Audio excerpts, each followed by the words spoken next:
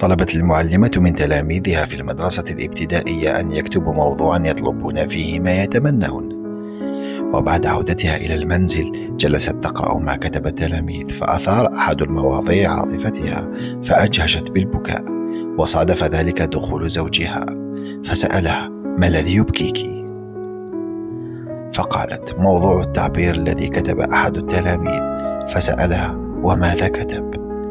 فقالت له: خذ اقرأ الموضوع بنفسك.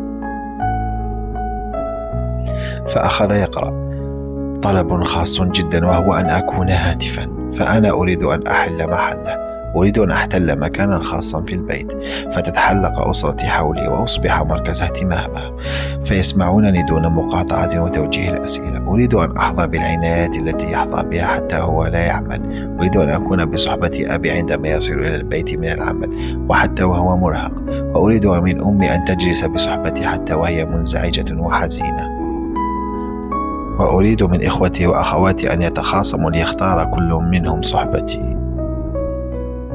أريد أن أشعر بأن أسرتي تترك كل شيء جانبا لتقضي وقتا معي. وأخيرا وليس آخرا، أريد أن أقدر على إسعادهم والترفيه عنهم جميعا. لا أطلب الكثير، أريد فقط أن أعيش مثل أي هاتف.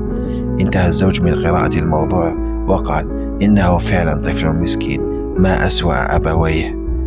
فبكت المعلمة مرة أخرى وقالت: إنه الموضوع الذي كتبه ولدنا.